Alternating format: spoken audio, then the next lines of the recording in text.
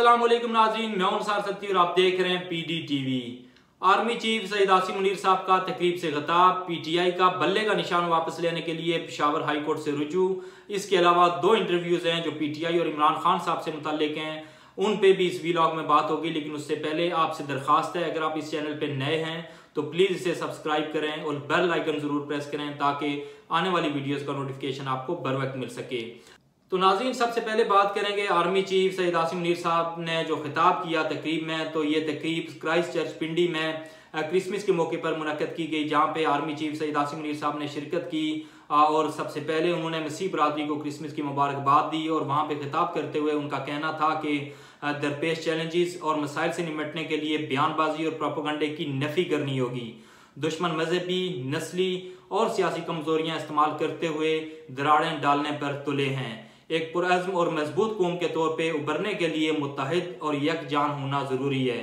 Army chief की तकरीब में शिरकत और खिताब बहुत से लोगों के लिए पैगाम है। एक तो पैगाम यह है कि पाकिस्तान में रहने वाले तमाम शहरी, खा वो किसी भी मजहब से तल्लुक़ रखते हों, उनके हुकूक एक जैसे हैं, उनमें कोई तफरीक नहीं। और दूसरा, आजकल जो सोशल मीडिया पर प्रोपेगेंडा किया जा रहा है बिलखुसूस PTI की जानिब से रियासती इदारों के खिलाफ और इदारों के सरबराहान के खिलाफ, और इस तरह का प्रोपेगेंडा होता है कि उसमें सच और झूठ में फ़र्क करना मुश्किल हो जाता है। उसकी एक रिसेंट एग्जाम्पल मैं आपको दूंगा कि आगे आने वाले आम इंतखाबात के लिए PTI की जानिब से जो लोग कागजात नामजदगी जमा करवाने के लिए गए उनको परेशानी ज़रूर हुई, जो कि एक फैक्ट है। और ये भी खबरें आई कि कुछ लोगों से कागजात नामजदगी छीने गए, बदतमीज़ी की गई, जो कि फैक्ट है। लेकिन इसके साथ साथ कुछ ऐसी खबरें और ऐसा प्रोपेगेंडा भी किया गया जिसका हकीकत से कोई वास्ता नहीं था।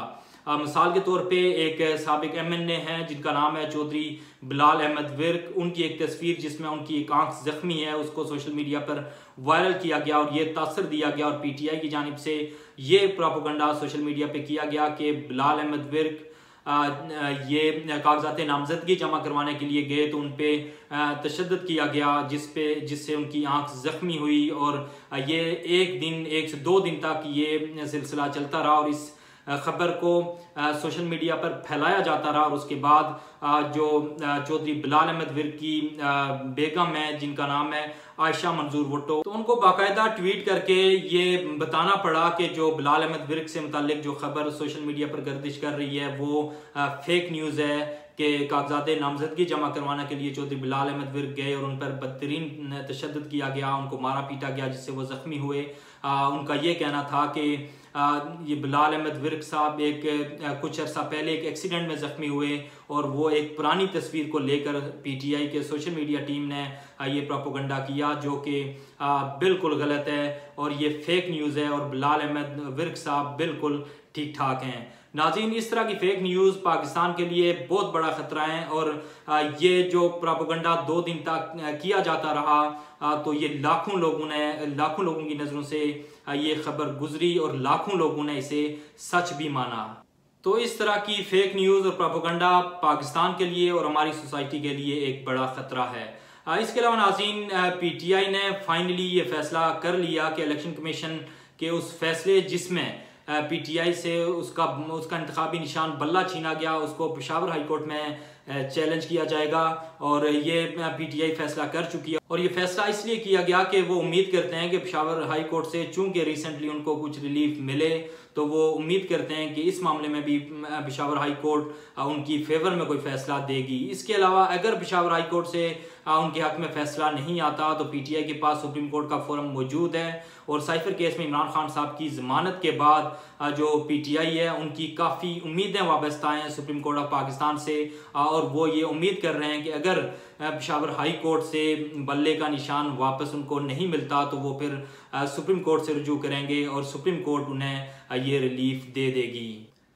अगर PTI को बल्ले का निशान वापस ना मिला तो उनके लिए बड़ी परेशानी होगी। और परेशानी इस तरह होगी कि PTI के जितने भी उम्मीदवार होंगे उनको अलग अलग इंतखाबी निशान अलॉट किए जाएंगे और एक हल्के से PTI के कई उम्मीदवार होंगे और सारे ये क्लेम करेंगे कि वो PTI के उम्मीदवार हैं और सबके पास PTI के झंडे होंगे।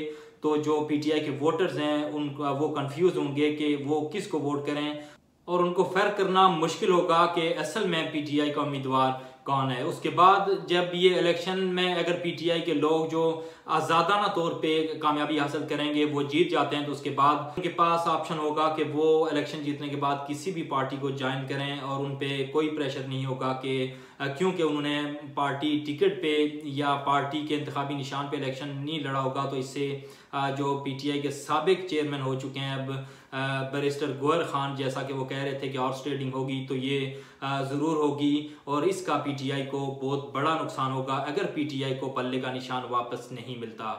अब आखिर में नाज़रीन 2 इंटरव्यूज़ हैं, उनके बारे में बात करेंगे। एक इमरान खान साहब के दोस्त और उनके वकील नईम बुखारी ने इंटरव्यू दिया और इंटरव्यू में उन्होंने ये कहा कि एक शख्स ने मुझे कहा कि इमरान खान साहब को जेल से बाहर निकलवाएं, तो मैंने उन्हें कहा कि अभी उन्हें जेल में रहने दें, अगर वो बाहर आते हैं तो इससे पार्टी को नुकसान होगा। इसके अलावा और भी उन्होंने बातें की कि अगर वो काबीना में होते तो मोहम्मद बिन सलमान की जानिब से जो घड़ी इमरान खान साहब को तोहफे में दी गई थी वो इमरान खान साहब को बेचने ना देते।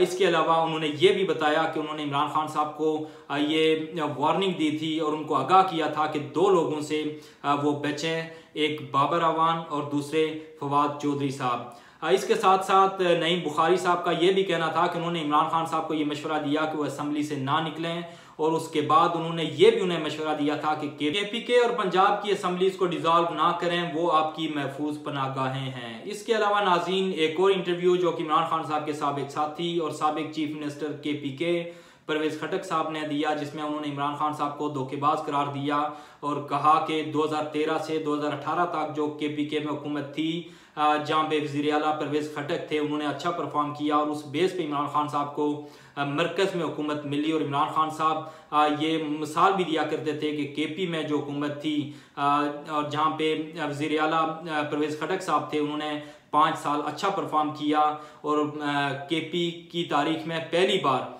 किसी पार्टी को दूसरी बार इलेक्ट किया गया और 2018 के इलेक्शन में भी केपीके में पीटीआई ने वाज़ेह अक्सरियत हासिल की। और परवेज खटक साहब ये दावा करते हैं और इमरान खान साहब भी ये दावा कर चुके हैं कि केपीके में चूंकि उन्होंने अच्छा परफॉर्म किया उसकी वजह से वो उनको 2018 में हुकूमत मिली।